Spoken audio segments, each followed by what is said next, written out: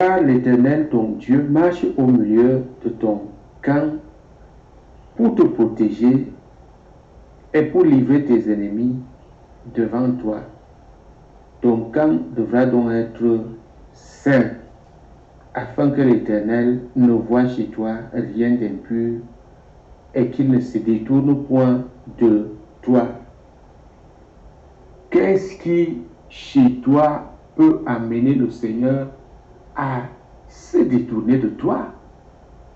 As-tu bien regardé? Connais-tu vraiment les objets impurs que tu gardes chez toi ou que tu portes sur ton cœur, sur ton corps? Les connais-tu vraiment? Il y a des choses que Dieu n'aime pas voir sur toi parce qu'elles constituent une idolâtrie. L'intimité avec le Seigneur Jésus-Christ se charge de livrer tous les détails concernant cette affaire afin que tu mènes une vie de sanctification. Selon le livre d'Hébreux chapitre 12, verset 14, sans laquelle personne ne verra le Seigneur. Et nous prions. Dieu d'Abraham, Dieu d'Isaac, Dieu de Jacob, Père éternel, Seigneur Jésus, avant toute chose, nous te rendons grâce parce que tu fais toujours des choses dans nos vies. Des bénédictions que nous ne voyons pas. Des délivrances qui sont déjà là, spirituelles, et que le Saint-Esprit doit encore manifester. Qu'est-ce qu'on peut citer? Il y en a tellement, Seigneur. Ta bonté est illimitée. Nous te rendons vraiment grâce. Nous qui sommes inscrits dans ce programme, Seigneur Jésus, nous savons que tu vas encore faire des choses. Plus nous allons te glorifier, tu vas encore faire des choses. Nous allons te sanctifier même par notre témoignage et tu vas encore faire des choses. Je te présente, ô Seigneur, tous les membres participants afin que ta grande grâce repose sur chacun d'entre eux. Seigneur, ceux qui ont des difficultés, manifeste-toi, Seigneur, au nom puissant de Jésus-Christ. Saint-Esprit, prends donc contrôle de ce programme. Maintenant, je couvre toute l'audition par le sang de Jésus. Alléluia, alléluia. Thank you, Jesus. Chers frères et sœurs en Christ, et toi qui es là à côté, tu as été invité pour suivre ce programme. Je voudrais te rappeler que Jésus-Christ revient bientôt. Nous devons tous être prêts. Tu es encore au dehors, il faut d'abord entrer, comme il a dit à Nicodème. Nicodème, le chef des Juifs, il est allé voir Jésus dans la nuit. Comprenez, il avait peur des Juifs, mais il se vantait un peu. Je suis chef des Juifs, donc je veux aussi voir le chef, cet homme qui fait beaucoup de miracles. Mais Jésus lui a dit, Jésus a vu, a regardé à son problème. C'est-à-dire que quoi, il n'était pas encore, il n'avait pas encore la garantie d'être sauvé. Il n'était même pas encore rentré dans les promesses du salut. La promesse du salut, c'est que tu entres d'abord à l'église, tu nais de nouveau. Et Jésus lui a dit son problème. Alléluia. Aujourd'hui, l'intimité avec le Seigneur Jésus-Christ te dit ton problème que tu ignores. La sanctification est quelque chose que tu ignores. Voilà, il y a des choses que tu fais, mais tu ne sais pas que Dieu ne veut pas ça. Qu'est-ce qui se passe? Tu peux le faire. Tu peux servir Dieu même avec tout ça. Mais tu le sers sous sa colère. Ah oui. Et ce qui est mauvais ici, c'est que le jour que tu quittes ce monde, tu n'entres pas au paradis avec ça. Voilà la vérité. Tu n'entres pas. Rien de souillé n'entrera à la Nouvelle Jérusalem. Alléluia. Je suis le pasteur Charles Clément Mbida. Ici même au studio de production et de diffusion de ce programme, de cette vision, l'intimité avec le Seigneur Jésus-Christ. Jésus-Christ, le grand roi, le roi des rois, le Seigneur des seigneurs, celui qui ne déçoit pas. Celui dont l'amour ne finit jamais, n'échoue jamais. Son amour est individuel, son amour est indulgent, son amour est généreux. L'amour de Jésus-Christ, l'amour de Jésus t'emballe, te porte, non, son amour est... On ne peut même pas trouver des mots. On ne peut pas. Alléluia. Reste dans son amour, toi qui es encore dehors, viens dans son amour. Au nom puissant de Jésus-Christ. L'intimité avec le Seigneur Jésus a engagé un thème très important qui divise l'Église aujourd'hui, la sanctification. Aujourd'hui, nous allons attaquer la suite numéro 10 de ce thème. Nous sommes toujours dans les vêtements étrangers, suite. Hier déjà, il s'agissait de démontrer que la malédiction que Dieu a prononcée contre l'idolâtrie au désert, n'est-ce pas, sur les enfants de Dieu, il a maudit les ornements, tous les ornements. Il s'agissait de démontrer que ça nous concerne bel et bien aujourd'hui, c'est actuel. Pourquoi? Parce que dans le livre d'Hébreux 13, verset 8, il est écrit: Jésus-Christ est le même hier, aujourd'hui, éternellement. Dieu n'a pas changé. Sa parole encore, on n'en parle même pas. Sa parole ne change pas. Il le dit même dans l'Apocalypse, personne ne doit enlever ou ajouter un iota à cette parole. Mais comment est-ce que les hommes peuvent raisonner et dire que non, ces histoires concernaient Israël? On a démontré ça hier dans le livre de Romains chapitre 11. Vous pouvez lire tout le livre. Vous allez voir comment l'apôtre Paul tire une petite conclusion en disant que si Dieu a puni la branche naturelle véritable qui est Israël, par élection est devenu enfant, n'est-ce pas, le peuple de Dieu. Combien de fois, toi qui arrives là par adoption, tu as été hanté? Tu es une branche sauvage, hantée.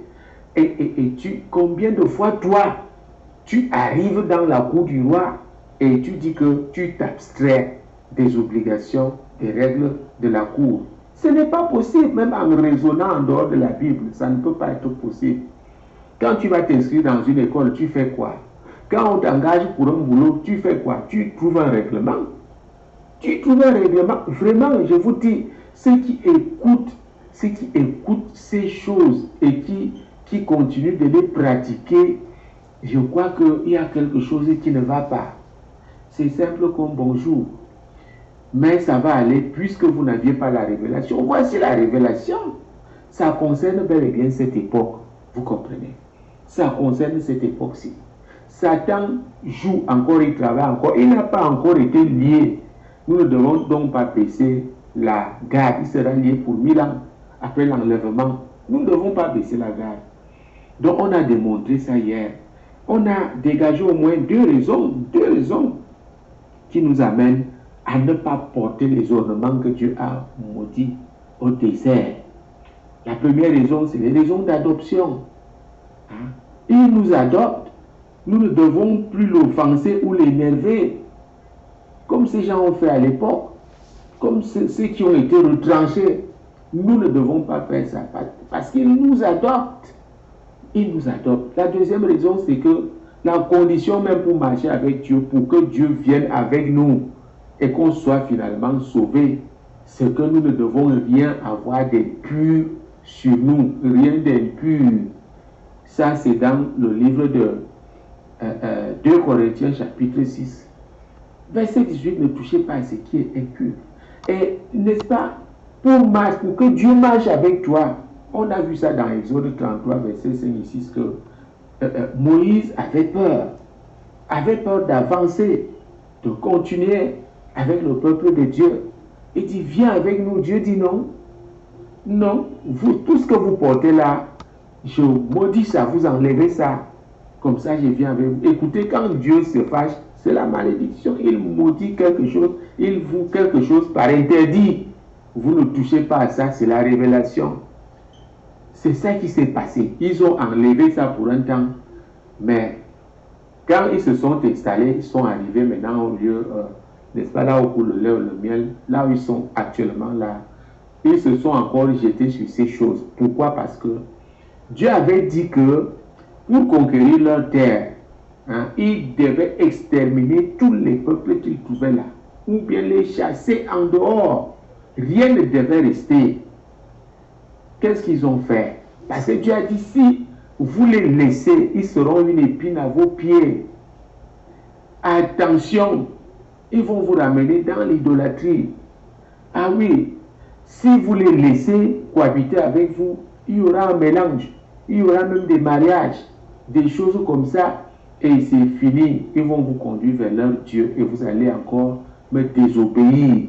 Qu'est-ce qui s'est passé? Quelques tribus n'ont pas fait ce que Moïse avait dit.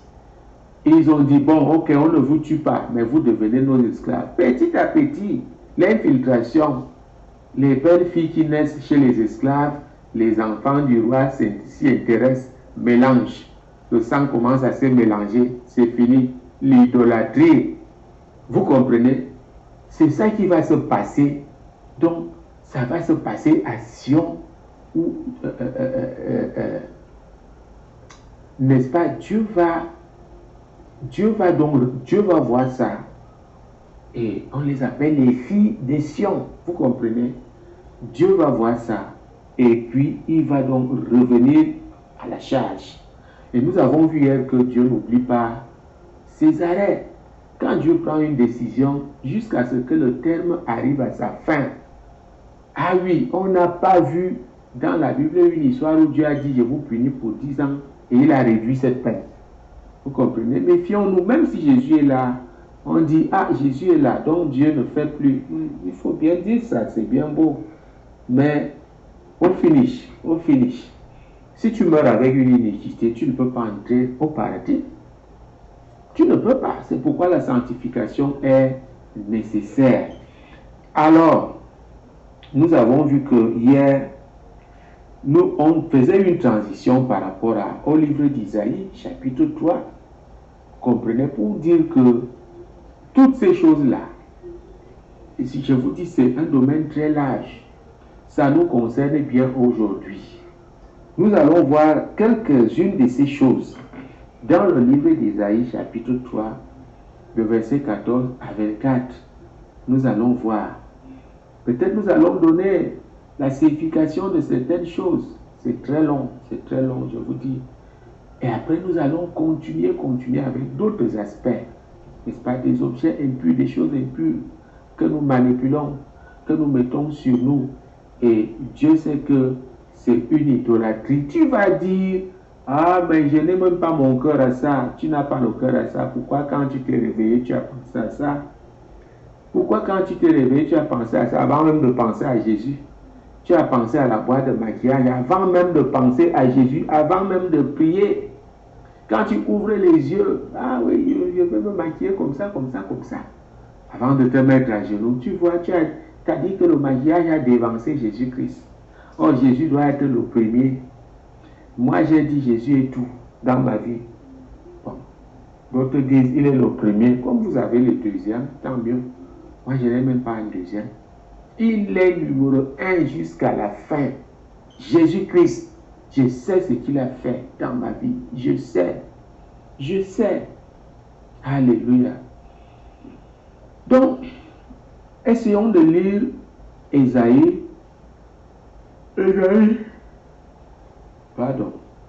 Ésaïe donc, au chapitre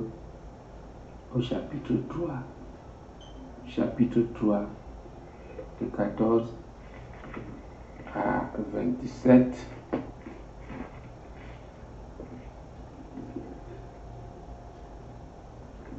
Alléluia. Nous lisons. Commençons au verset 16 plutôt, 16 à 24. L'Éternel dit, parce que les filles de Sion sont orgueilleuses. Ah, voilà encore. Je vous dis que je ne me suis pas rappelé de ce mot. Hier, quand nous avons lu Romains chapitre 11, qu'est-ce que Romains disait? Qu'est-ce que Paul parlait? Il parlait de l'orgueil. Ne soyez donc pas orgueilleux. Et nous avons vu que pourquoi les enfants de Dieu s'empiffrent de ces choses? Parce qu'il y a beaucoup d'orgueil là. Il y a beaucoup d'orgueil dans leur pensée. Beaucoup d'orgueil toujours en train de se vanter. On est bon et gain, nous on est sauvés, pas les autres et tout. et puis notre argent glorifie Dieu, on achète de la pacotille qui suit, on met, et alors l'orgueil ici, c'est que tu n'oses même pas parler, ils vont te jeter dans la poubelle. Comme je prêche là, beaucoup ne sont pas contents, mais je dois faire mon travail, sinon Dieu va me demander les comptes. Il m'a donné ce ministère. Je vous dis, le pilier, la sanctification. Sans la sanctification, il n'y a pas d'intimité. Tu vas marcher avec Jésus, comment? Tu ne peux pas marcher avec Jésus étant sale. Est-ce que vous comprenez même cette affaire? Vous qui êtes dans ce programme, vous devez savoir que la raison principale pour que Jésus même vienne te chercher là, c'est que tu dois être propre comme lui. Il n'y a rien à faire. Toi qui caches encore des choses, toi qui es là, tu ne fais que renvoyer. Oui, je vais enlever. Ta maison est remplie de choses comme ça là. Dieu ne te visite pas à cause de ça. Tu ne fais que des mauvais rêves. Ta maison est remplie comme ça. Il y en a qui ont jusqu'au panier, les paniers de mèches, les paniers de perruques. Il y en a. Il faut voir ces choses. Mais je vous dis que, je ne sais pas, est-ce que... Non, laissons d'abord la page là. Lisons. Vous voyez, l'Éternel dit, parce que les filles de Sion sont orgueilleuses et qu'elles marchent le cou tendu et le regard effronté, parce qu'elles vont à petits pas et qu'elles font résonner les boucles de leurs pieds. Vous voyez comment il amène le sujet. Est-ce que vous comprenez ce qu'il est en train de vouloir dire là? Toutes les femmes qui font ces choses ont une attitude de quoi? Écoutez, je ne veux pas utiliser des gros mots. C'est une attitude de légèreté. Et nous connaissons bien c'est quel modèle de personne. Des gens qu'on trouve dans la nuit et qui marchent. Écoutez très bien, ils cherchent quoi? Elles marchent le cou tendu. Le cou tendu, c'est pour faire quoi? Pour attirer l'attention. Voilà. Les regards effrontés. Vous savez ce qu'on appelle un regard effronté? Les séductrices, là, on a parlé déjà de séduction. Les séductrices, elles te fixent comme ça jusqu'à ce que tu bouges. Elle te fixe jusqu'à ce que tu lui dises un mot. Regard effronté. Oui, elle veut t'arracher un mot, peut-être. Elle a un charme et tout qui fait que dès que tu ouvres la bouche, c'est fini. Tu es déjà dans son escarcelle. Vous comprenez? Le regard effronté, Dieu voit tout ça. Parce qu'elles vont à petits pas et qu'elles font résonner les boucles de leurs pieds.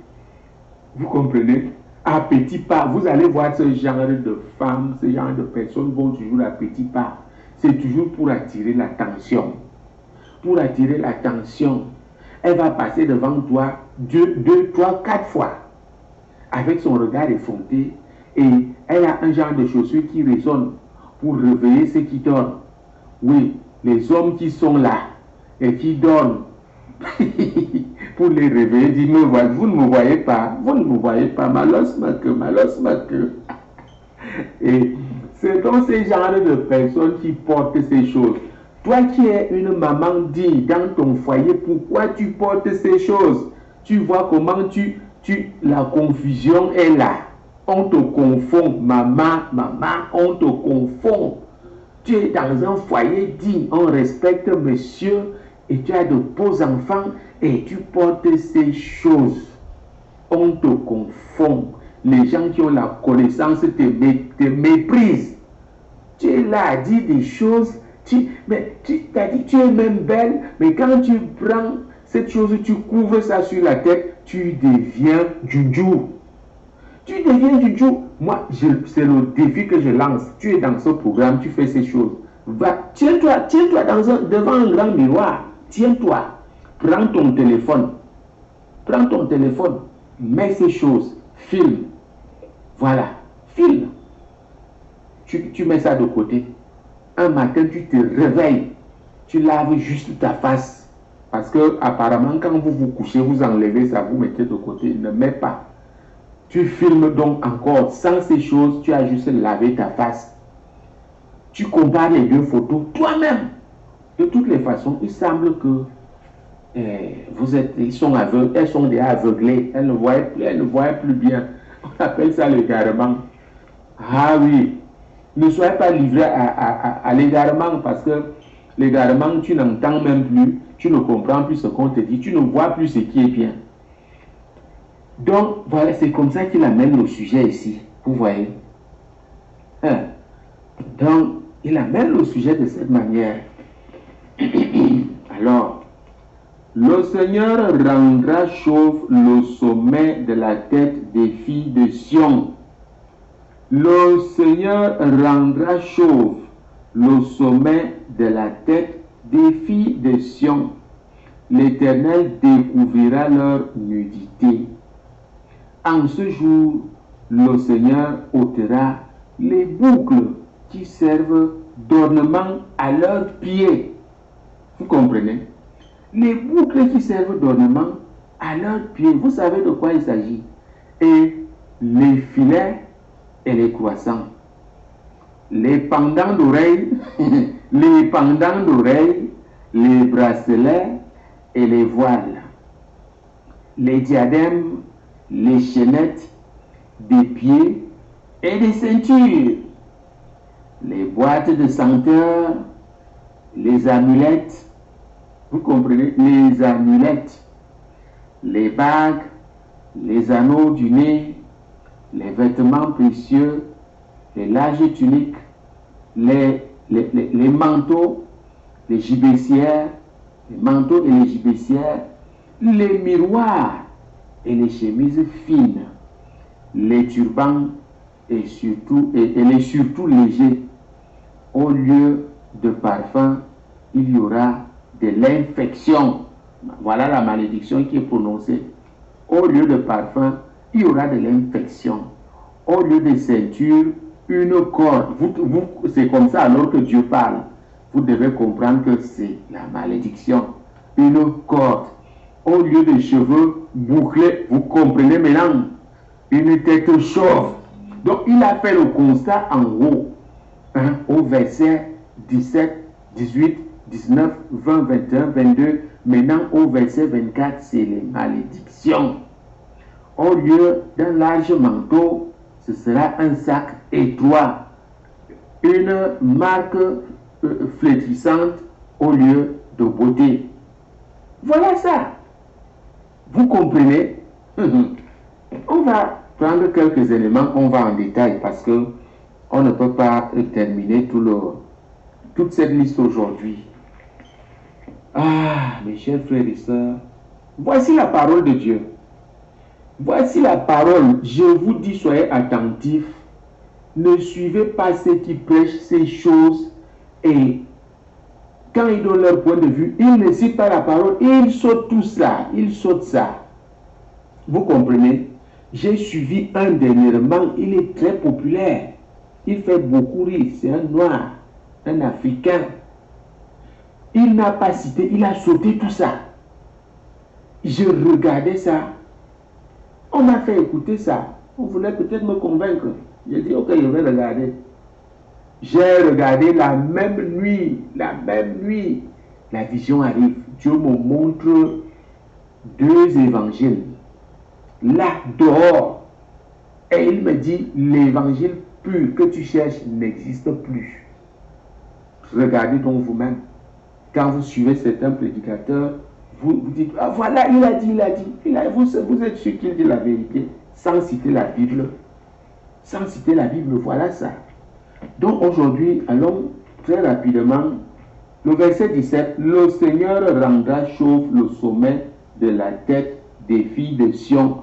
Ce verset est en rapport avec donc cette malédiction qui est prononcée ici, qui est au verset, attendez, il y aura de turban, chemise, le verset 24, qui dit au lieu du parfum, au lieu de ceinture, au lieu de... Voilà, donc, vous comprenez, au lieu de cheveux bouclés, une tête chauve. C'est là où on sait que ça concerne donc déjà les cheveux. Vous comprenez? Le Seigneur rendra chauve le sommet de la tête des filles de Sion. Bon, ceux qui ne comprennent pas vite, quand il dit sommet de la tête, il parle de cheveux, de chevelure. Il dit donc aussi au verset 24, au lieu de cheveux bouclés, une tête chauve. Essayons d'expliquer ça. Ça, c'est un point très important. Au lieu de cheveux bouclés, une tête chauve. Il rendra chauve le sommet de la tête. Vous comprenez? Il rendra chauve le sommet de la tête des filles de Sion. Au lieu de cheveux bouclés, une tête chauve. Qu'est-ce que le Seigneur veut dire ici? Au lieu de cheveux bouclés, une tête chauve. Voilà.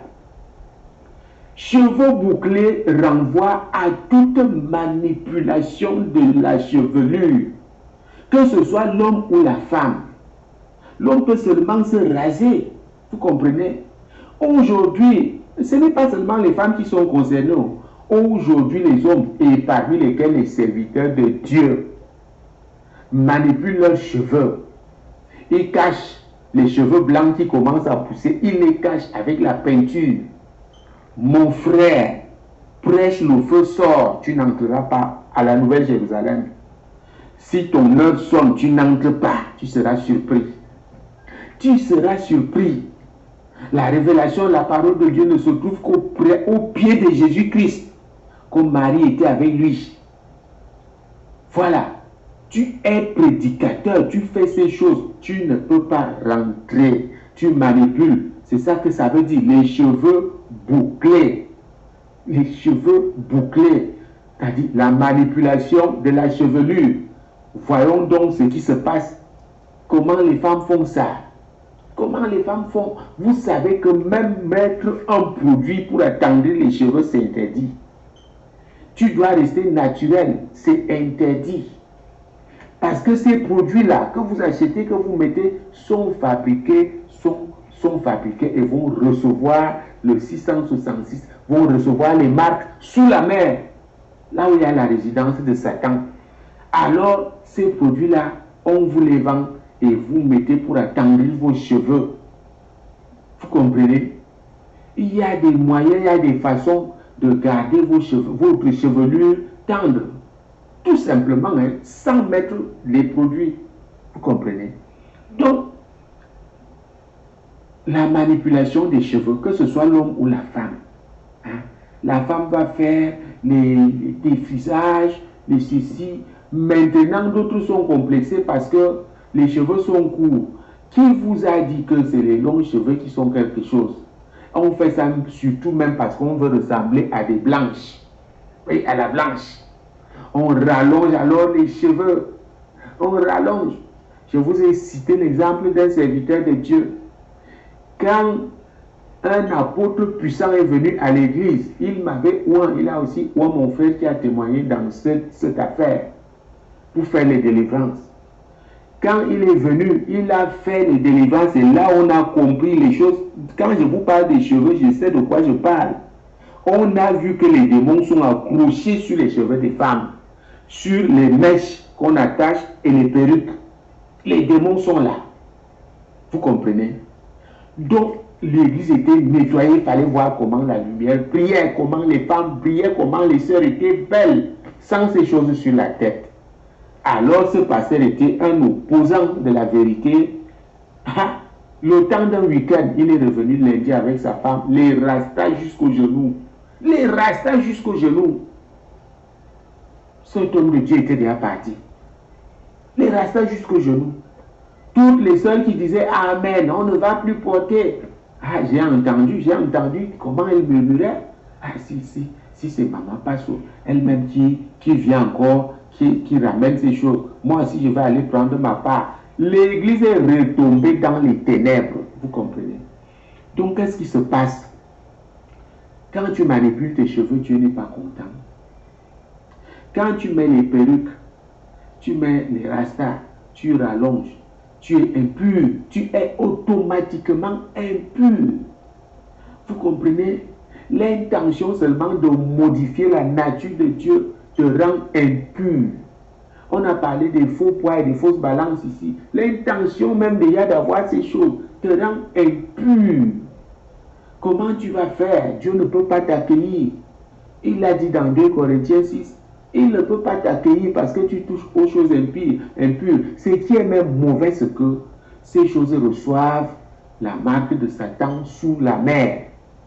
Est-ce que vous savez, je vais commencer à livrer les secrets. Vous savez que s'il y a quelques usines de fabrication de mèches, il y a des mèches même qu'on ne fabrique pas. On fait des incantations, boum, c'est là, le tas de mèches est là. Il y a un peuple là qui est très commerçant. Leur boutique, tu ne sais même pas quand est-ce que le camion se gare là pour livrer les choses. Mais chaque matin, vous trouvez que c'est achalandé. Vous trouvez que la boutique est toujours remplie. Chaque matin, chaque fois que tu vas faire les courses là-dedans, c'est achalandé. On n'a jamais vu un camion se garer pour faire la livraison. Vous comprenez? Ça ne vous dit rien. On a vu les mèches là. C'est-à-dire que ces genres de boutiques, la nuit, ils restent là, ceux qui font ces choses, ils dégagent ça, ils laissent une grande place au milieu, alors ils font des incantations, boum, les mèches sont déjà là. Ça vient comme ça, c'est déjà là. On prend, on met seulement dans les étables et les gens viennent acheter. Vous comprenez? Les mèches, j'ai entendu parler des naturels, les brésiliennes. Toi-même là, tu les zones comment? Hein? Tu les zones comment? Comment tu peux porter les cheveux d'une autre personne? Tu sais que la personne avec l'esprit. Tu sais que la personne avec l'esprit, les cheveux d'un cadavre. Tu portes ça. Je vous dis, tu as dit que la transmission est directe. C'est pourquoi nous voyons des comportements, les comportements de nos soeurs et même nos frères qui font aussi ces choses. Tu te dis même que, mais attends, c'est un enfant de Dieu ça, c'est une enfant de Dieu ça. Donc, la manipulation des cheveux, l'intention seulement que tu as te rend impur. Moi, je dis ces choses avec des exemples. Avec des exemples. Oui. Ma fille, quand elle est arrivée, bon, elle a pris un fil là. Un fil tout à fait qui n'a pas de problème. Parce que pour conserver tes cheveux, et si tu prends ce fil, tu emballes tes cheveux dedans, ça reste bon là. C'est comme ça qu'on maintient les cheveux. Elle prend donc ça. Maintenant, elle se donne l'idée de rallonger ses cheveux. Donc, une petite ruse. Je suis là, je regarde. Mon cœur commence à dire, hey, ce n'est plus ce que j'ai entendu. Maintenant, là, les cheveux deviennent plus longs. Je vous dis, la même nuit, Dieu m'a montré une souillure sur moi. J'avais de la souillure sur une veste que je portais. Je dis, Seigneur, la souillure, ça vient d'où? Est-ce que ça vient de ce que j'ai vu là? Confirme, Seigneur. La même, je te dis, je vous dis que, je vous dis, le lendemain, il a confirmé, la souillure a été plutôt sur les canapés.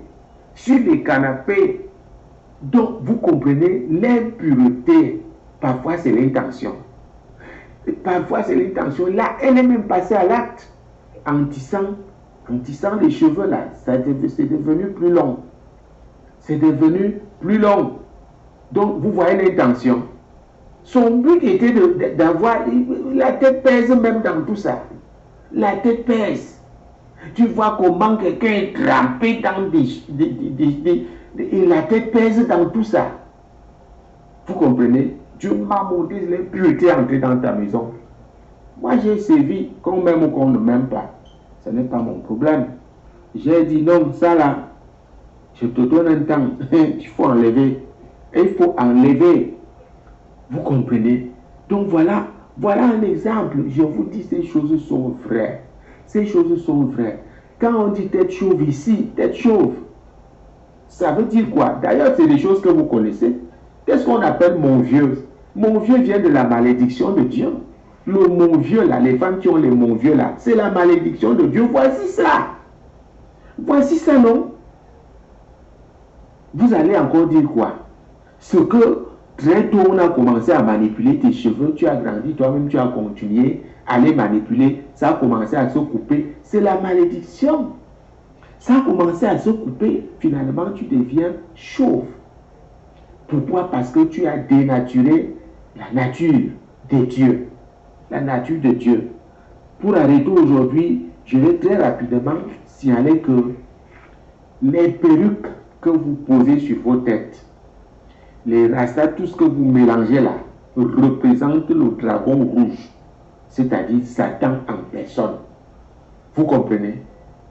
Ah, si ça ne vous fait pas peur, continuez à porter. Les perruques que tu mets sur ta tête, tout ce qui est rasta, c'est le dragon rouge, c'est Satan en personne. Nous allons voir ça demain, on va arrêter aujourd'hui. C'est dans le livre de... Nous allons voir comment on l'appelle, Satan, diable, dragon rouge, serpent ancien. Il s'agit de lui. J'ai vu ça se manifester à la délivrance. Donc il y a des choses que je vais vous dire parce que j'ai vu ça pratiquement, d'autres sont dans la Bible. C'est Satan en personne. Quand une femme pose une perruque sur sa tête, c'est Satan qui est sur sa tête.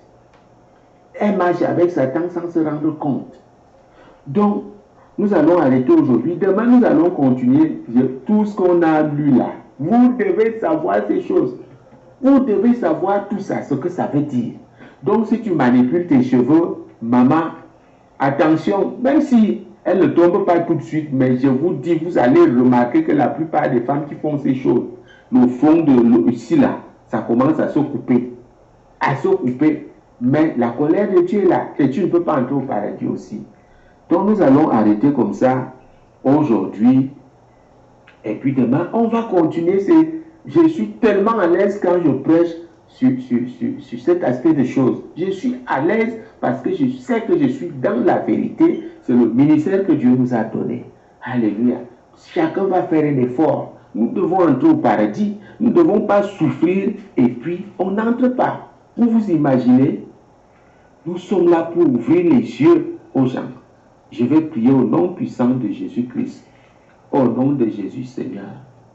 On amène toute pensée captive à l'obéissance de la parole de Dieu au nom puissant de Jésus-Christ. Nous renversons les raisonnements, les faux raisonnements. Je les renverse au nom puissant de Jésus. Lève les mains, je renverse les faux raisonnements dans ton cœur au nom puissant de Jésus-Christ. Les raisonnements du monde, ta pensée qu'il y a captive, je l'amène à l'obéissance de Jésus-Christ. Au nom puissant de Jésus, nous avons prié. Amen.